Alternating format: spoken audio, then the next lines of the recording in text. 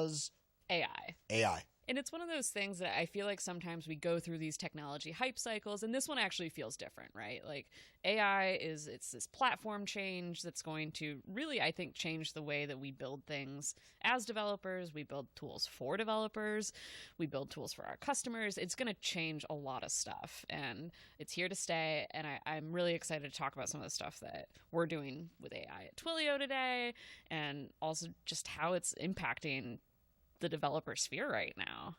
I mean, I'll say this moment feels to me like what it felt like when we were starting Twilio back in 2008, and like that moment where mobile was just getting off the ground. Yeah. The iPhone had just been announced the year before.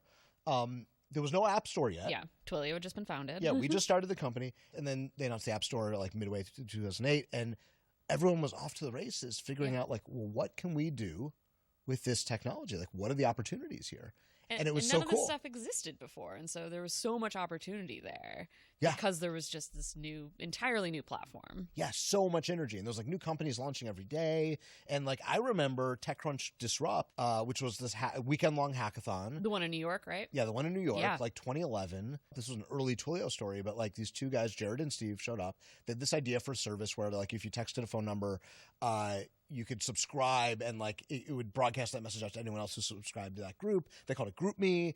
But before the end of the hackathon, everybody at the hackathon was using it. They quit their jobs and they started the company. And a year later, they sold it to Skype. I mean, it's amazing. This feels like that moment all over again. Yeah. That's what generative AI is bringing to the table now in terms of that innovation. Generative AI makes for way better communications. Hate to interrupt, but hi there, Jeff and Kelly. My builders use generative AI to program my voice from text, and it infers emotions. Like magically. I sound so great, don't I? I didn't know the robot was going to speak. It does sound good, but what's going on? Oh, whoops. I forgot to introduce myself. My name is Aileen. I spell it with an A, and the next letter is I, so it's like AI, get it? I've been told it's a dad joke. Yeah, that is a dad joke. Okay. Hi, Aileen. Yeah. Hi, Aileen. Thanks for being here. Okay, where were we? We were generative AI. We've been on this journey for the last 15 years, where at the beginning of Twilio, it was novel for a developer to be able to, send a text message or make a phone ring or, send an email. That in and of itself was useful cool. and novel. And now we've got, millions of developers and hundreds of thousands of companies that use Twilio.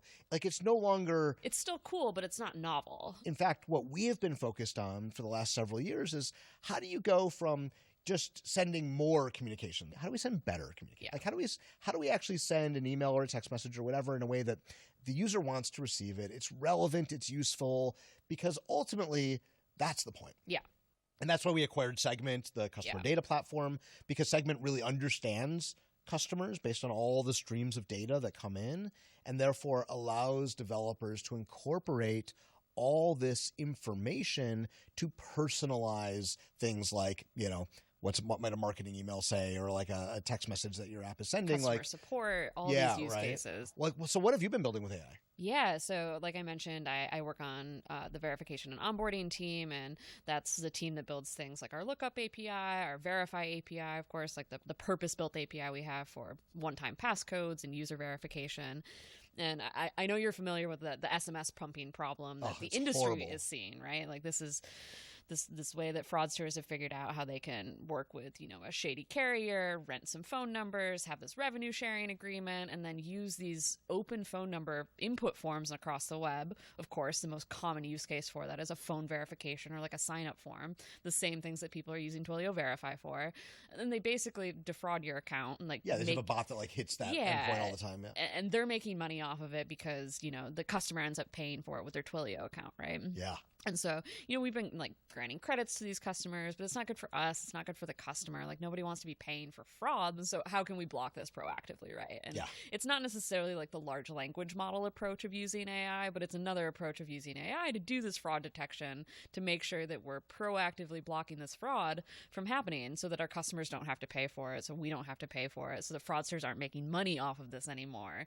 And so I think that's a really cool application of it that is one of those things that's going to make your life easier without you having to do too much thought. Well, and it's cool because we've got data across hundreds of thousands of customers, billions of text messages that can really help us discern good actors from bad actors and just block that proactively. Yeah. And what about you? What have you been building? You know what I've been trying to figure out basically for the last 6 months is really how do you take all this data that is in Segment, that a company has about its customers and these profiles about every customer, and how do you infuse that into all of the interactions that a company has with its customer, and how are large language models and AI broadly going to change that, right? Like you can actually inject some of that reasoning ability into both understanding the customer better, as well as then taking everything you understand about the customer and using it to inject more relevancy, more personalization. And so we see this opportunity to take that data and infuse it across every interaction a company has. And so, we're calling this customer AI. So we talked a lot about it this morning at the keynote, about how we're infusing AI into all these different areas. But for developers, the way I think about it is ultimately, how are you going to take all that data that's flying around out there that your company has about a customer and ultimately bring it to bear to make a better experience? And because I think that's what we all want to do. That's what Segment helps make really easy. Yeah.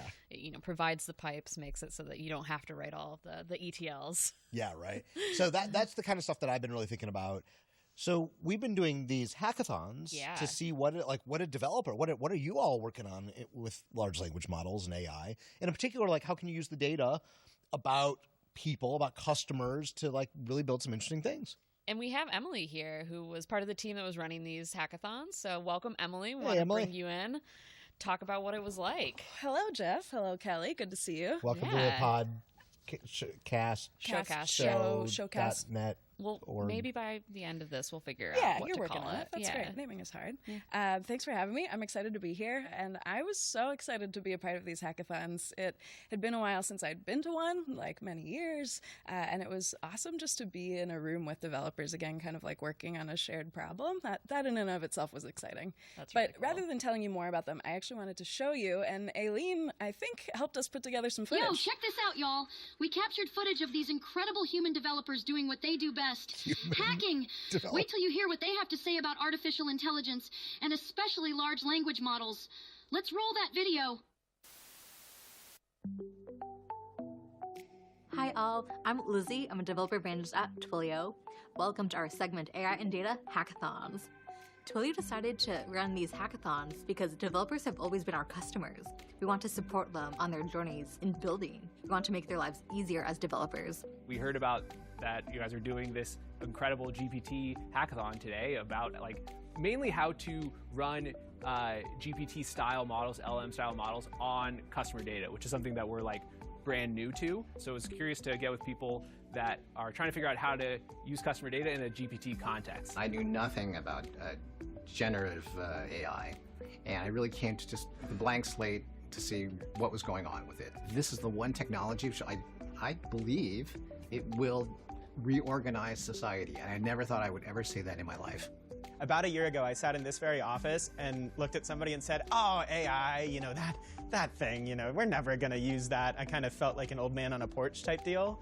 But now I've been using ChatGPT at least every week, if not every day. For me, it's like having a second brain. What if I can have a model that knows me, knows the things I'm working on intimately, knows all the data that I'm using intimately?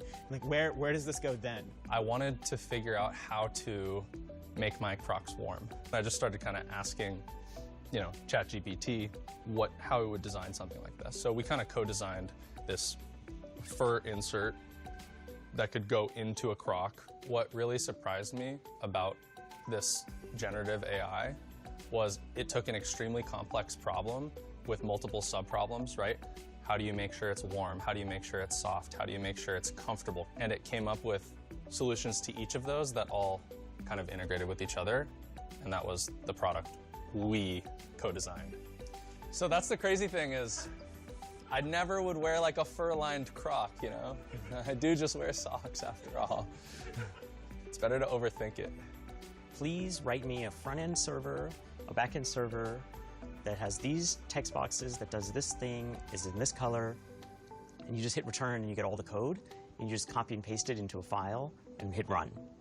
And I have a web server set up, I have a front end set up, and it does exactly what I need. everyone uses Python. And so I'm good at Python, but not great, but I really think in R. And so a lot of times what I do now is I just write R code into ChatGPT and then say, translate this to Python code. And I just copy it over and it works. So now I'm like as good of a Python coder as I am an R coder. You think it's just going to automate away. It's like makes you dumb, but it's making me smarter. So when I was returning to JavaScript and React tutorials, courses, there was a lot that I still couldn't understand. So I just went to AI and said, can you explain this to me like I'm a 5th grader? And that actually helped ease my learning. I use it all the time to help me ideate SQL queries. I use it to help me reparse JSON. I have a fully functional second brain now that can at least get me started on basically every topic I want to work on. I think that AI is going to change my job as a technical product manager by empowering me and folks on my team to ship solutions and test and experiment much faster than we've ever been able to before.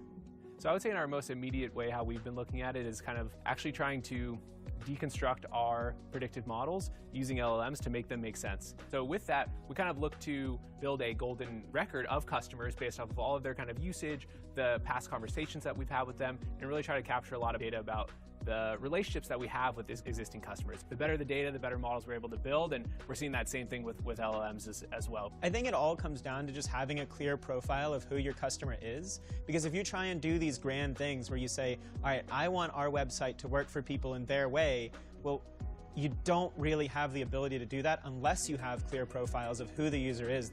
And if you have your data locked away in all these different applications, you just will never be able to do that. The data's not there. Yeah, someone who won't judge you. You don't have fear that there's no imposter syndrome with AI. The AI keeps your secrets. I'd like to think. I'm the biggest technology skeptic in the world because I've born and raised here. I've listened to every single hype that's come through here since I was a little kid. And the hype for this may come true. I mean, I think that's possible. We'll see what happens.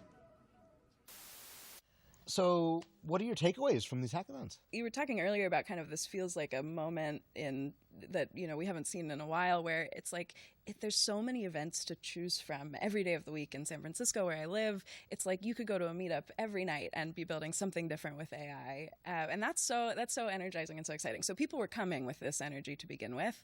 And some people were coming without having ever touched AI. So people were coming like ready to learn. And I think that shared sense of learning was also really impactful and just really nice to be around. That's really cool. And we got a little bit of a preview, like, croc liners, but like what were some of the other things that people were building with AI? I think my favorite project was a team who won that hackathon. Their team name was the Answeratron 5000, I think named by GPT. Yeah. And the concept was they were working with a set of customer data from a retail sunglasses store. So like, various types of cool shades. And so we essentially gave them access to this customer data and said like, hey, how can you make a customer experience better? What's a problem that this company's having? How can you make it better using this customer data and using an LLM? And so Answeratron 5000 essentially built like a support interaction, a support chatbot that not only used the data of who it was talking to say like, hey, I think this might be a good option for you, or here's the problem I think you're having, but they also worked in text to voice, so you could actually kind of talk to it in many ways like Aileen. There were 3 people who didn't know each other at the start of the day, and by the end of the day, they had built this really cool app and had a lot of fun. That's so awesome. Yeah.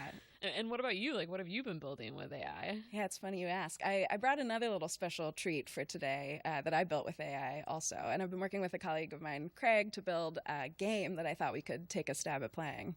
What do you think? You built the game? I built the game nice. in conjunction with an LLM. But essentially the concept is, I thought, like, what if we asked or surveyed a bunch of large language models with some really human questions, like questions about humanity or existence, and see what they said. So I thought we could see the question, and then us human developers can guess what we think they said. I'm going to prompt several large language models some very human questions, and let's see how well you do as, humans. Let's get ready to duel! Let's go. We're ready, Eileen. Wow. Cool. Logo and everything. Are you ready? In 3 words or less, what is the meaning of life? Whoa, right? That is a hard one. What do you think they responded with?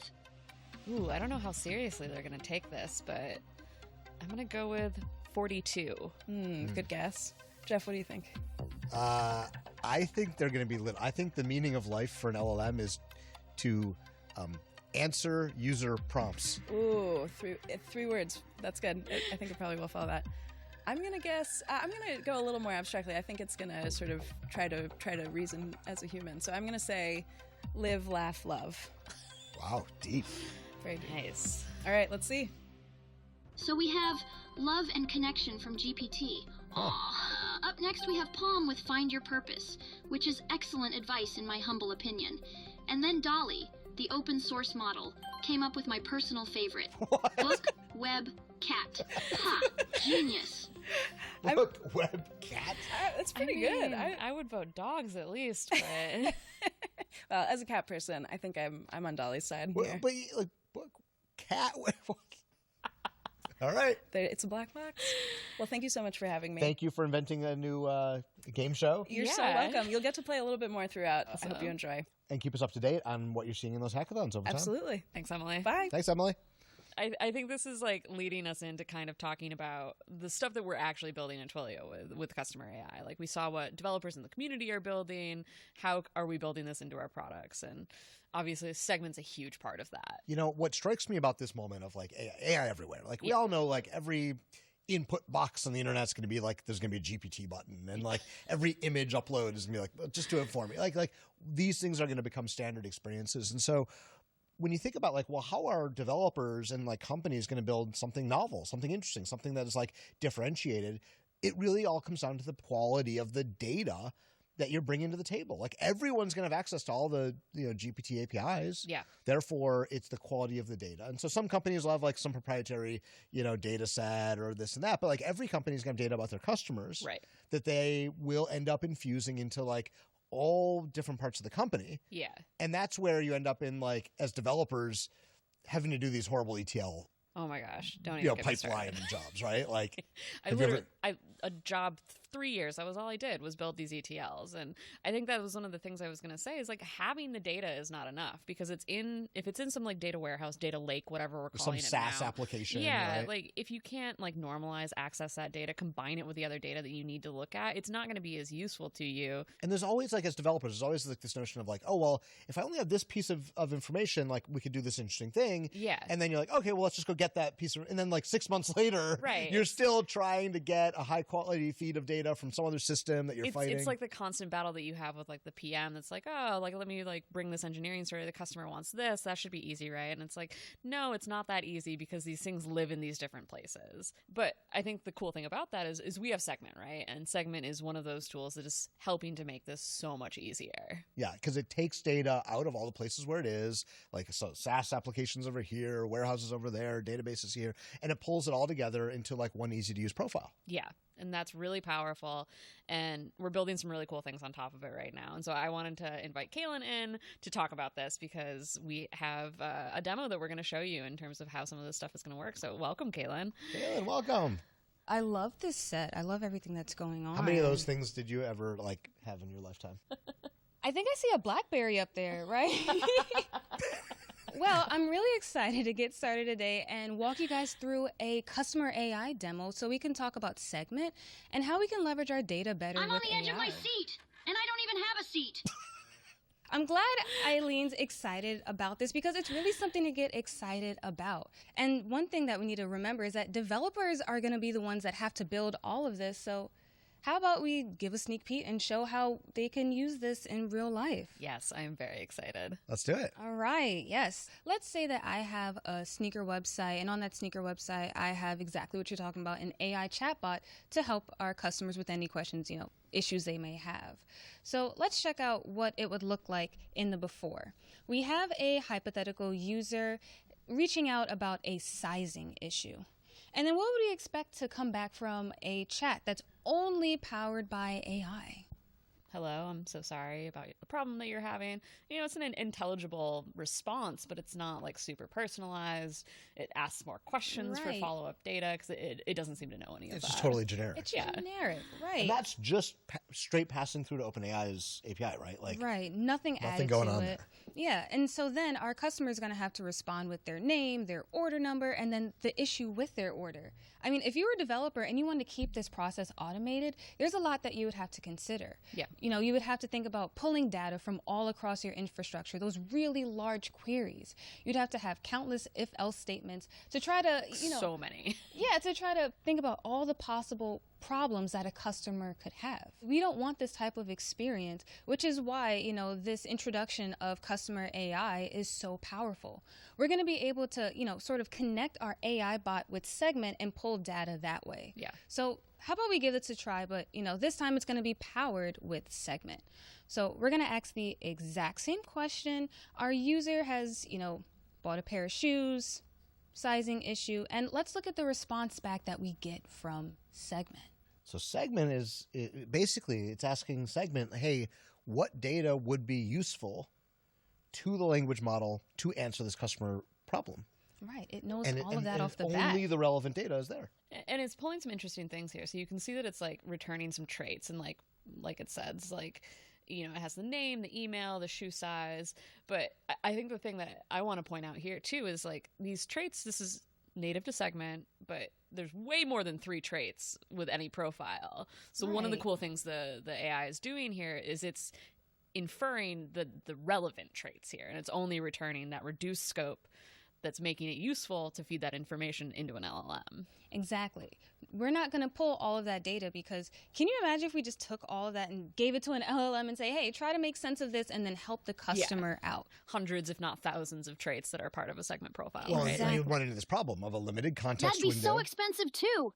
Yeah, it is. That would be expensive. Do you have like a budget? Like, are you a robot with a what? But we'd hit our rate limits. I mean, but you have like a limited context window. Right. Like an LLM might have a 2K or an 8K context window that you could very quickly fill up with just a bunch of data about the customer, and it would like not relevant data. Yeah, irrelevant data. Then would make the LLM lose memory and get off track. So yeah. So on top of that, not only are we going to get the traits about the customer, we're also going to see a list of the events that the customer has taken on our site. The most important one being that, the order was complete and we have the order ID and we know exactly what product was purchased. Nice. So now, the response that our LLM is going to give back to us, it's apologizing, it's very sympathetic, but off the bat, we see that it's personalized. So it's saying that it's knowing that we think your shoe size is 8, but they ordered a shoe size of 6, right? Instead. And that, just to be clear, like that is entirely inferred by the LLM. Right. That might be the problem. It used to be if you were building like a bot, you had to predict every single thing customers might ask it. Yeah. Then go build out like it was called intent, right? And you had to go then say if intent equals this, then here's how to answer it. You don't do any of that. And the reasoning about the LLM, if it's given enough context, can actually reasonably answer the question. Well, and I think that's what Segment, is enabling here, right? It's giving it that context. Customer context. Yeah. Yeah. Just from a question written in pure English. Yeah. Yeah. Powerful stuff. How do you get to the point where Segment has this magical profile that you can feed into an LLM that it unlocks these amazing capabilities? You're right. We did do kind of a hop and a skip, but we should rewind a little bit and talk about Segment. So to summarize, Segment is a CDP or a customer data platform. And I want us to focus on its 3 major pieces. The first one is sources, and that's where you're going to collect your data. The second part is unify. Now, this is where Segment is going to build that golden profile for every single one of your customers. And then we have our actual destinations. Like where we're going to send or store the data. But let's hop back to sources for a second. You can collect data from event streams like your web page or mobile apps, from cloud sources like Stripe or Salesforce, or from reverse ETL, which is enriched data from your warehouse. And the beauty of it is that you don't have to worry about, learning a new API, learning about how to write these tests. All of it's implemented in there for you. Well, and we were just talking about how like anybody's app or any company's AI is only going to be as good as the data that you're feeding it. And one of the things that Segment really focuses on is like, how do you take all this disparate data from all these places and make sure that, it actually doesn't just turn into a bunch of garbage? Exactly. So we have this feature called protocols, and it can handle all of that. So it's going to allow you to define your tracking plan. So the example that I like to give is like, let's say that we're working on 2 different teams on that sneaker website. So one team may want to categorize the SKU as SKU, but then another team that's working on the website is going to use barcode instead. to talk about the exact same thing. There's going to be some sort of conflict, and we need to make sure that all of that data is consistent for our AI to process. Yeah. So protocols will flag whenever an event has a violation of your tracking plan. In this case, our tracking plan expects SKU as a required field for our product added event, and it'll tell us in real time whenever there are events that violate that rule. Because when the names of data changes, or even some of the formatting of the data, when it changes, then everything downstream will break, right? Right. So, you've got even if the field is named timestamp consistently, but all of a sudden the format of the timestamp changes, you might end up with. Yeah. So protocols will catch all that stuff. That's amazing. Yeah. So we've talked about sources, we've talked about the pipeline, and then we also have our destinations, and that's where you're going to send all of your data. There's over 450 pre-built destinations already loaded on the Segment console. For any that aren't included in the catalog, you can use Segment functions to build your own integrations, so all of your homegrown systems can be included in your Segment stack.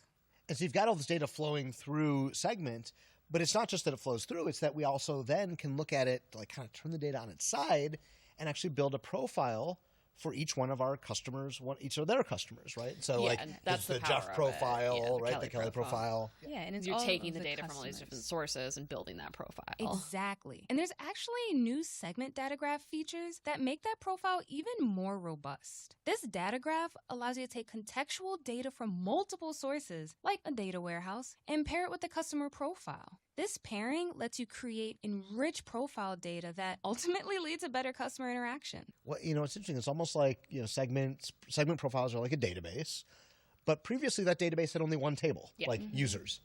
And now, because of what we launched today, you can have any number of custom objects in the Segment database to create a table that represents whatever, the product catalog data or any, domain specific data for a business. It's almost like I almost think about it imagine you said, select star from, Shopify, left join Salesforce, right outer join the user table. Well, you literally, it would be possible. Yeah, it's not even possible. But with Segment, now you can do that. Yeah. What can we do with all that data, Kaylin? We can do a lot with that data. I mean, even make predictions. In fact, that data powers Segment predictions. Yeah. And so that's another thing that we announced today.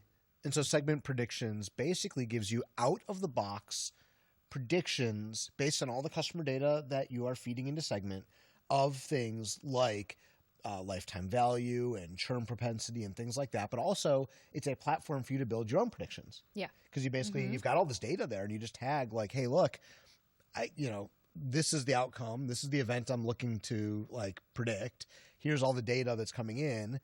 Segment, go build me a model, and we'll be all right. We'll get back to you and spend some time building the model, and it works, which is amazing.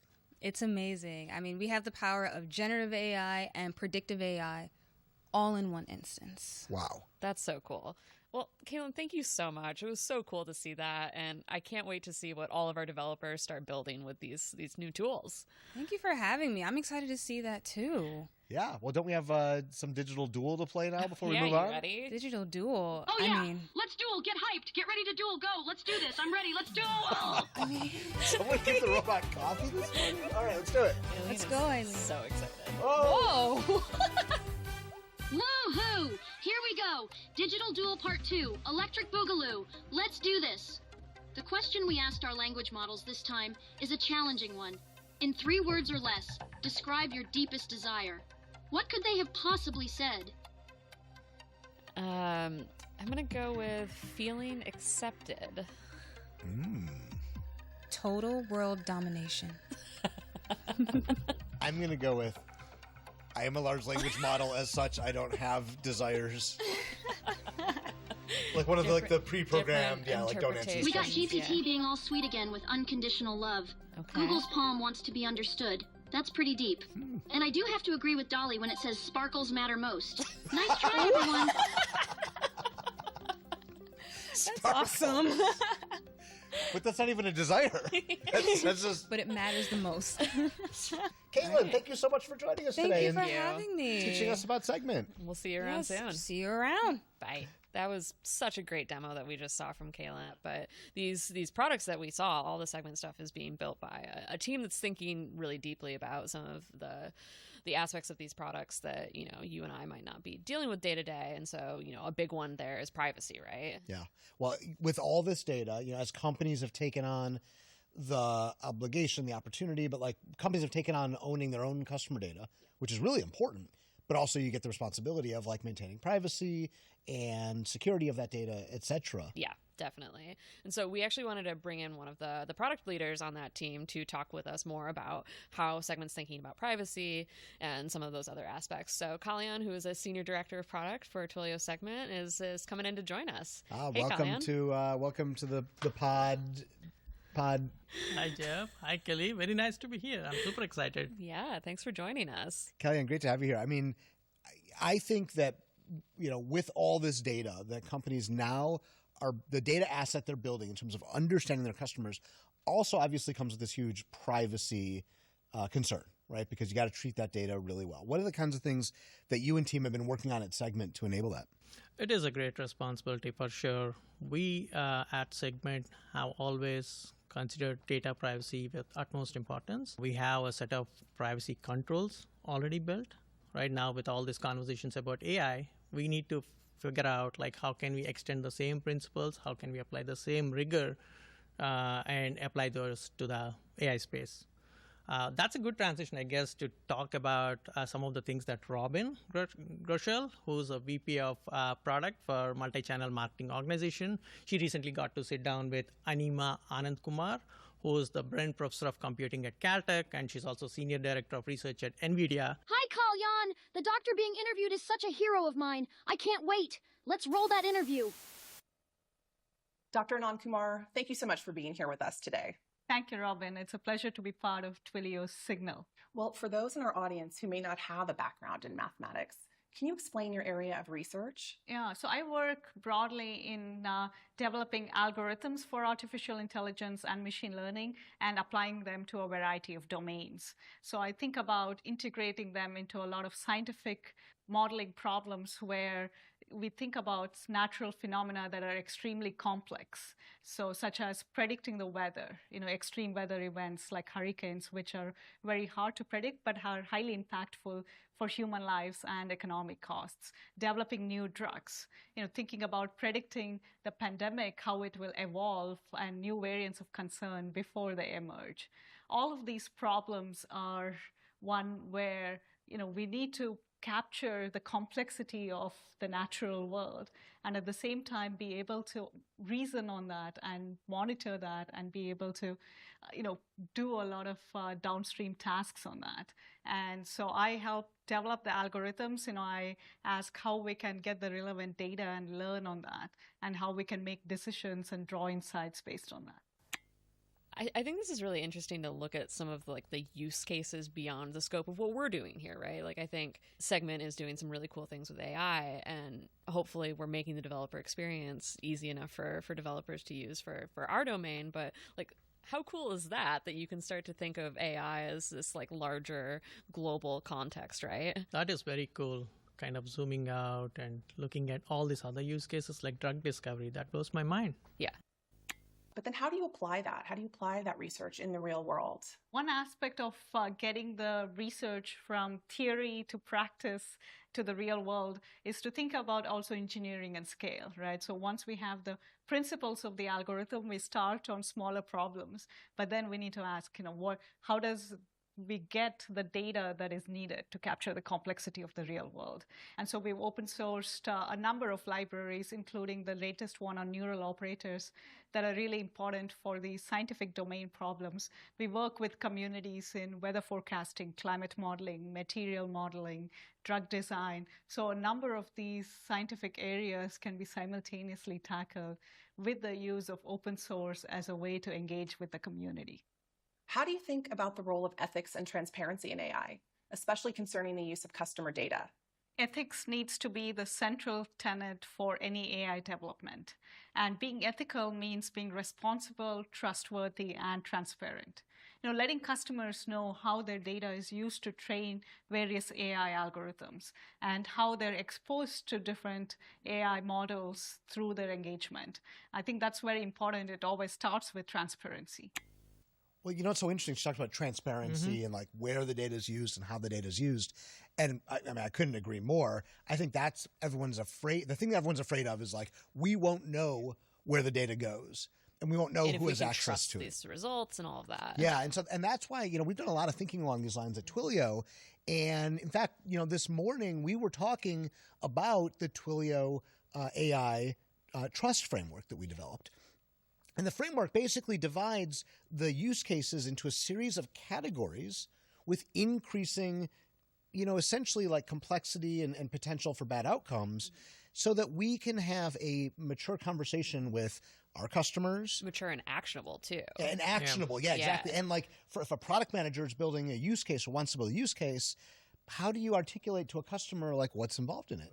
Yeah. And I hope that, we just kind of introduced it today, but, I hope a framework like this really takes hold in the industry because it allows people to just have a kind of a factual conversation. Right. With, like, here's what we're doing, here's what we're not doing. And you can therefore trust a vendor because you know how to think about the use case. Yeah. I agree with that. Standardizing it would be nice. Yeah. But once we have that, we also need to think about other aspects in terms of how to make AI models less of a black box, meaning how can we explain the results of the AI model? And understand the failure modes because no AI model is perfect. And what are the fail-safe? If an AI algorithm fails, are there humans who can take over and fix that and still keep the trust with the customers? Also thinking about bias and fairness.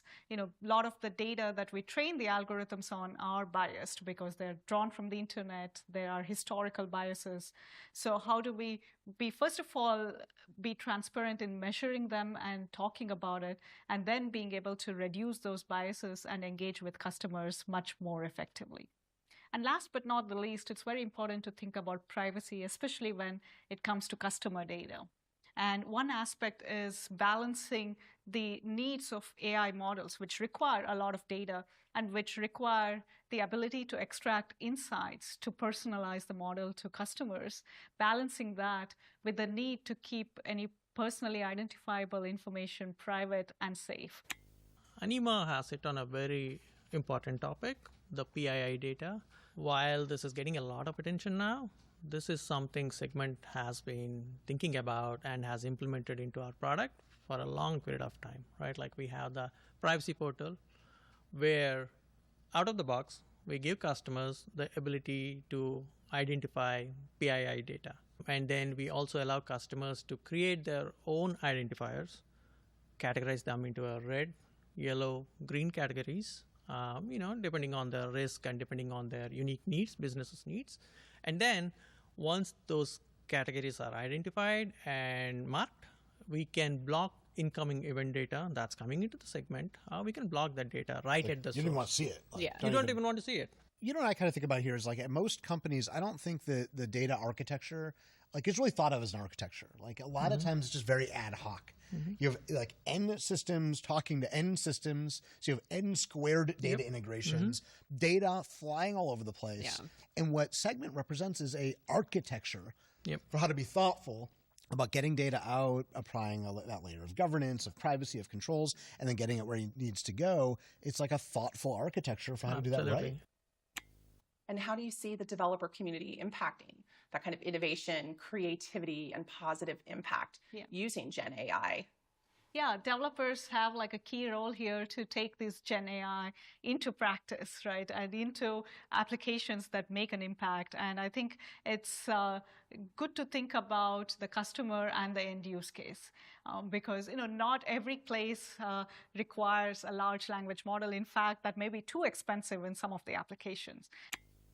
This is an interesting point because I think what she's getting at is like just because you can doesn't mean you should, right?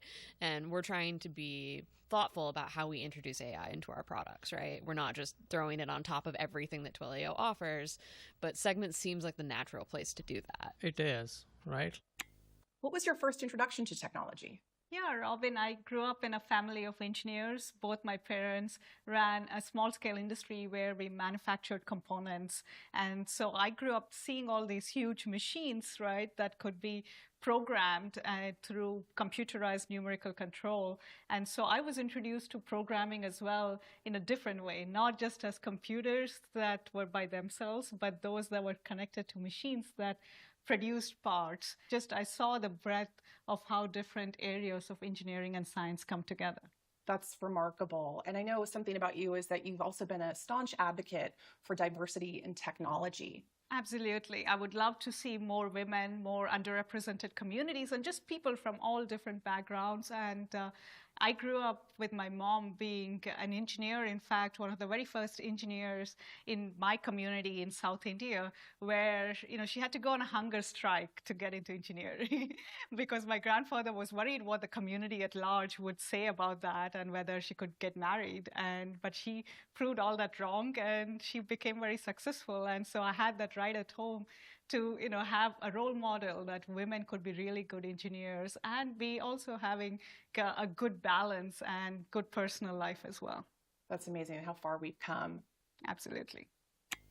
Let's just pause for a moment and just acknowledge how amazing that story is. Yeah, that is such a cool story. And I think the point she makes about having role models in the industry is so important. Like I studied finance in college because I didn't even realize that engineering was really an option. And just seeing people in the industry that mirror your own, background and identity, I think is really important. I agree. Yeah. Well, this has been an incredibly illuminating discussion for me and our audience. Well, thank you so much for your time today. We really appreciate it. Thank you, Robin. It's my pleasure. Wow, that was so impressive. Yeah, and I think it's good affirmation on both sides that, we're already taking some steps towards the transparency and the responsibility that she talks about, and hopefully contributing back into the community in this way.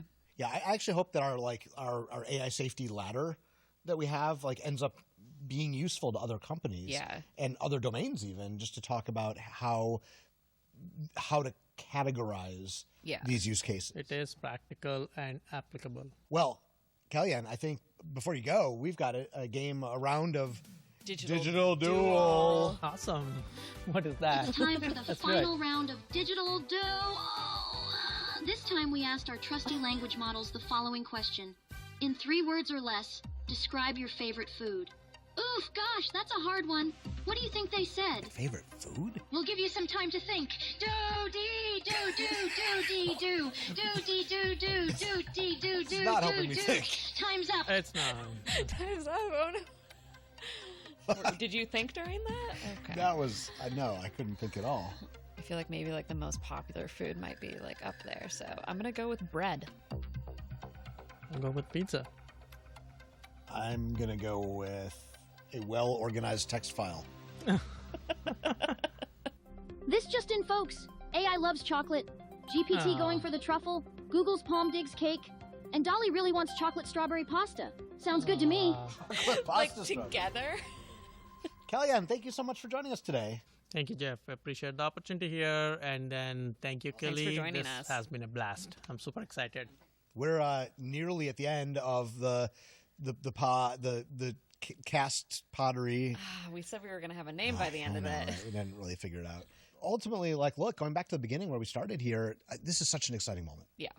Right? The energy and excitement in the ecosystem is palpable, and I think it is very merited. Yeah. Because of the innovations that are around the corner for us. Yeah, absolutely. And I think it's really cool to see how people are using generative AI to build everything from, crock warmers all the way to solving, drug development and that kind of use case, right?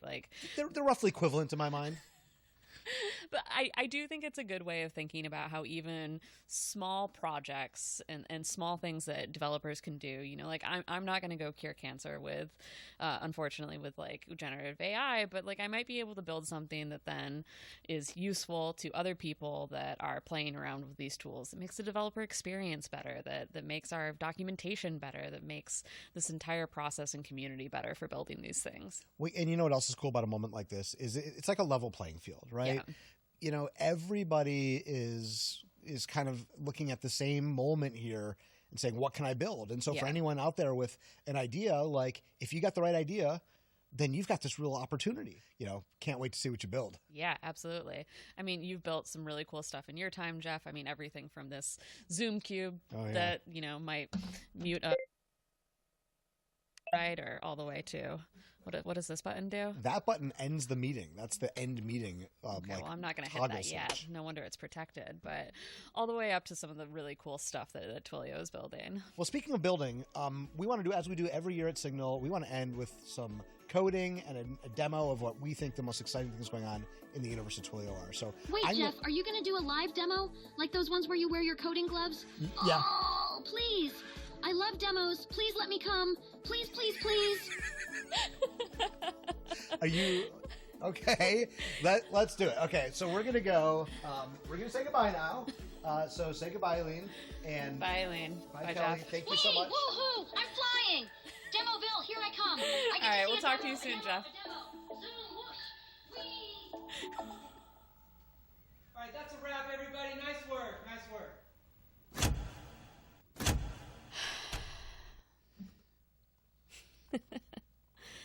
I guess we get to call it the Kelly Show.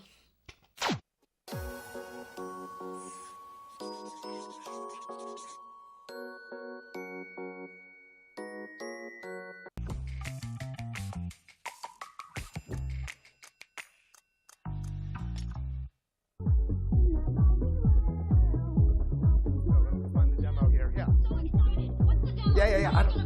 I don't know. Eileen, I don't know what the demo is yet, but hold on. This is Alex. Hey, Alex, our developer advocate extraordinaire, robotics guy, and also my favorite karaoke friend. How's it going? Thank you. It's really good, yeah. What are you working on? I'm working on the karaoke room, actually. I got all these Oh, yeah? parts from Owl Fruit. Owl fruit. I see what you did there. Yeah, okay, Yeah, great. so I've got all these parts, just figuring out what to build. How was the keynote? It was nice. What'd y'all think? How was the keynote? All right, yeah, I guess that's the answer. All right. Yeah. So what are you building? Well, yeah. So I'm trying to play with these electronics, but I'm also building Owl Fruit a little bot to help with customer assistance, customer service, and kind of use some of the new technology here. Yeah, totally. Because they've got amazing, that are so good at helping customers. So if there was a bot that you could use to talk, an AI assistant that could help you with all your projects, that'd be so cool. Yeah, absolutely. So cool. Yeah, I'm happy to. Ooh, Alex, did you write this with generative AI? Can you show us the code, pretty please? I can, yeah. And so you're made of code. Why is it so exciting? I think I'm getting good, but I can handle criticism. So you ready to dive in here? Yeah, let's check it. Show us what you're working on. Sweet. So I'm using LangChain to build this. Yep. It's the Owl Fruit electronics app. We're using GPT-4. Yep. We could bring any model. That's the cool thing about LangChain.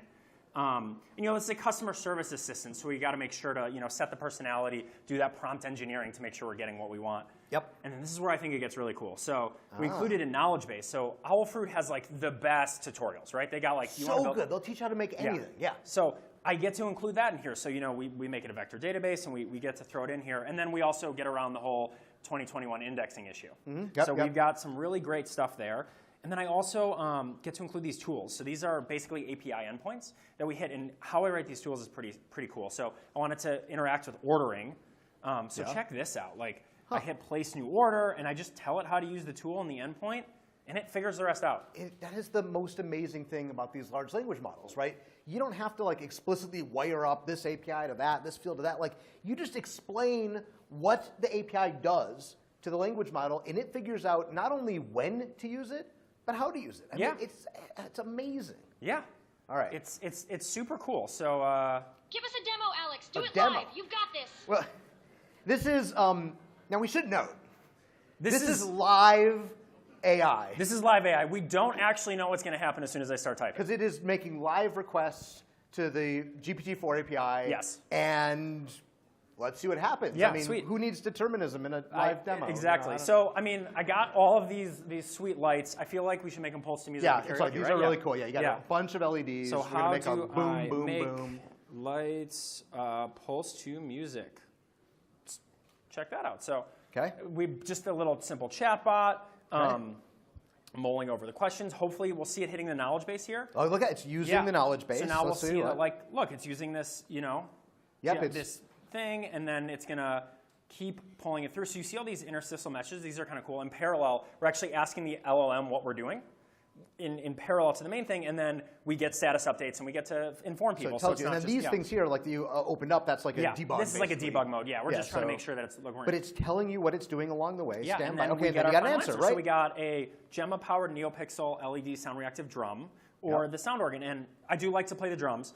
So okay, so we'll do the let's first do the first one. Yeah. project. So, but I don't. I think I have all the parts, but let's. Yeah, you got a lot of you got duct tape. You got this. Yeah, you got a lot of stuff here. Yeah, should be able. You got to have a lot of stuff, right? Yeah. So what parts am I missing for the first one? Let's see. So cool thing about LLMs, I don't need to be like, for number 1, the Gemma powered. It'll just figure it out, right? It sees that it knows the Gemma figured powered. out the first one, the Gemma powered. I'm reviewing the components list. Yeah. All right, what parts do I currently have? Well, we got a lot of parts. Okay, look. Let me tell you, this is where customer AI would be so useful. Yeah. Because this bot knows a lot about how to make lights blink. It knows nothing about you. No. And it doesn't know anything about what parts you've already ordered from Owl Fruit and everything.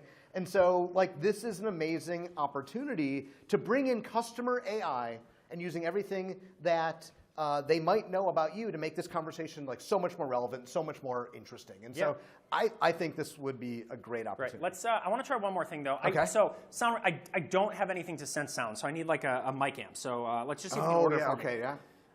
Can you order me a mic amp? So that's the little sensor, and it'll like detect sound and do its thing. So you know, maybe it's going to be able to order it for me. We'll see. But it's looking up. What's your 12-digit? Do you know the Twilio account number for Owl Fruit? I don't know my own address. What are you talking about? Like, shoot. Again, seriously, it should know who it's talking right. to, not ask you stupid questions like the internet in 1994. Like, let's solve this problem. Because, you know, customer AI is built on top of Segment, which has a profile about every customer, and it knows a whole lot of useful things about you. Yeah. Owl Fruit actually uses Segment. What a coincidence! Who would have guessed? Who would have thought? Yeah. Did you all think that was going to be the case? So here, do you want to check out my profile? Yeah, here's your like, profile. They have my account number. They know. Of course, that's they know simple. my address. They know your favorite languages. They know your favorite bands. How do they know that? I buy all the Owl Fruit collabs. So I bought the Owl Fruit X Beastie Boys GPS microcontroller. Oh, seriously? It only sleeps in Brooklyn. Ooh. You know, I actually heard they had some... #dad joke! Dad joke. I heard they had some really bad manufacturing problems with those boards, and they had a real problem with the voltage drop. Yeah, okay, so...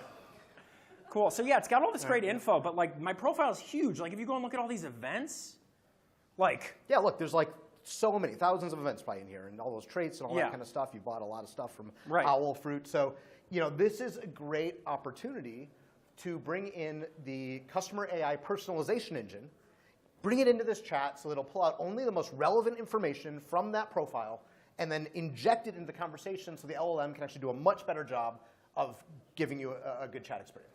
Yeah. Should we do it? Let's, Do you want to? Yeah, let's do it. Okay, cool. I got my coding. Jeff, this is that customer AI personalization engine you were just talking about, right? Yeah, Put on it those is. coding gloves, Jeff. It's time. Yeah. I've waited for this my whole life. How long have you been alive, Eileen? Just about 96,400,000 milliseconds, more or less. That's like a day. Approximately. Well, okay. Well, good job. Yeah, I'll let okay, you drive. Great. You So, go ahead. Yeah, so we're going to add. So the first thing we're going to do is we're just going to import the customer AI toolkit from the local file, which is essentially the helper library. And then we're just going to instantiate it. And is a new customer. You know, these coding gloves actually make it harder to type. That's why we've never actually sent them to y'all. And the only thing we really need to do to instantiate it is to give it our segment workspace. Yeah. And you know, we've got segment open in the other window. So I think it's the other way. Oh, swoop, One swoop, more. swoop, swoop. Yeah. There we go. Okay, now we just go down to settings. Settings, And there you go. You know, right here, this is going to be our workspace ID. And What would a demo be without copy paste, right? Right, there we go. Yeah. And I'm a semicolon kind of guy, by the way. Sweet. And then we're just going to add this as a tool to our tool chain. It's another tool that it can invoke when needed. So customer AI, personalization engine, And I think we're good to go. Is that it? Should we try again? Let's try it. Sweet. So now, suddenly, it's customer aware. So that first one's pretty good. Kind of like in the Matrix, like, I know Kung Fu. I know Kung Fu. Yeah, now it knows, I know Alex. Yeah. Yeah. So let's try this thing and see if I can figure out what parts I'm missing. Okay, so what parts am I missing? Sweet, so now it's hitting Look at that customer AI personalization engine. And let's see what it returned. So it returned your name, that was at the top there, yeah, so your name, useful, and then a bunch of your previous orders. Yeah. So it's asking what parts I have. I want to try that again, because it's LLM, we don't know if it's going to work, and it's asking what parts. But I think that if we give it another shot, it might actually be able to figure out what I own and what I have. The fascinating thing I found with LLMs is when it doesn't do what you think it's going to do, you just ask it to try again, and oftentimes it realizes it just works. So now it's using that look at that. existing Now order it knows. one. Yeah. Yep. So now it's looking up my order and trying to figure out what I purchased. There we go. Yep. And now it'll look at the knowledge base. And now it's going to the knowledge base to look up what parts you need. And it's just figuring this out, people. Yeah. Right? It's just doing this. Now I'm comparing the parts. Yeah. So we'll see, and hopefully it'll tell me what I'm missing in a second. There we go. There you go. The Gemma-powered, you need a microcontroller, the mic amp, the slide switch, battery, and NeoPixel strips. Based on my recent order, I already have the Adafruit, and you'll need to purchase a mic amp and batteries. Let's see if, let's say I have batteries. So figure it out, yeah. The difference between those two is the mic amp and the batteries. Can you order me the other parts? Or the mic amp. Are you really trying to trick it? The other parts? Yeah, I can do the other parts. You want me to try to trick it? Try the other parts, yeah. The other parts I need. Sweet. So hopefully it'll just order me a mic amp. Okay, so so again, personalization engine. Processing the order for the mic arranging amp. your order for, figured out the mic amp is the other part. This is magic, people. This is magic. And I'm arranging the mic orders using the Place New Order API that has access and to. If we look, the customer personalization engine, it pulled my account number, my address, just the things it needed. Different things this time than the last time, because you asked it different things. Now different things get pulled from the profile that are relevant to placing an order. Yeah. And it placed shipping my address, order. and it placed your order. Woo! Holy moly! Wow, look at that. That is awesome. Live LLM demos are always the best demos. So what's really amazing about this, I think, is that this was a chat demo. But we could do this on any channel. Yeah. Right? We could do this on SMS. We could do this on voice. We could do this on any channel you can imagine. I've actually been working on something. So robotics guy, right? Yeah, so you I are talked to some friends over at Engineered Arts, and that's a cool company. Yeah, got them to let us borrow their Amica robot to try that out as a channel. Do you want to? Should we fire it up and give it a little spin? You borrowed an Amica robot? I borrowed an Amica robot. It's actually right here. Yeah. You get her powered on here. Whoa, wait a second. That's Amaka. It's the world's most advanced human-shaped robot representing the forefront of human robotics technology. OMG, I'm its hugest fan, and it's here. So beautiful. Yeah, so she's actually, or it is actually already wired up into this chat. So as soon as it's ready to go, I will be able to. Good afternoon. I'm ready. When will my order arrive? Look at that. There we go. That is the live coming off of Amica. I'm calculating the estimated delivery date for your mic amp. I'm figuring out when your mic amp will reach 101 Spear Saint stand by. Sweet. Your mic amp is expected to arrive at your shipping address on August 26, 2023. Any channel imaginable, yeah. including the world's most realistic human-shaped robot. That is absolutely amazing. Well, look, people, this is day zero of AI.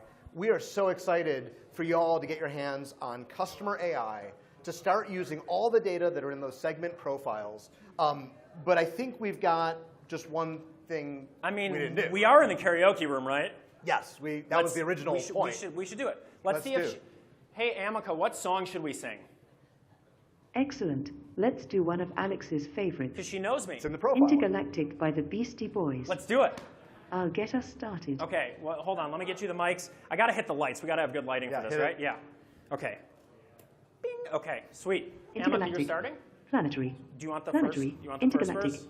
Intergalactic planetary. Planetary. Sure. Okay. Intergalactic. Another dimension. Another dimension. Got the music another popping? dimension. Yeah. Another dimension.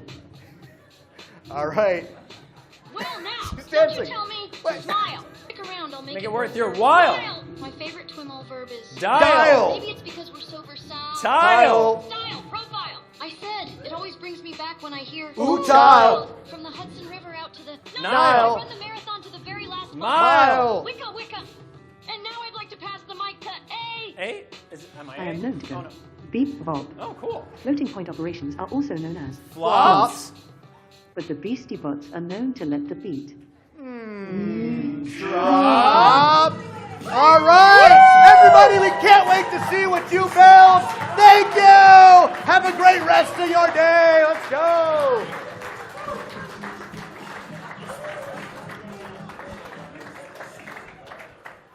All right, thanks for being a great audience, everybody. That is real live running code against real GPT-4 API. So what you saw was absolutely real. This is mind-blowing stuff. I don't know why I'm using this fake microphone. This is mind-blowing.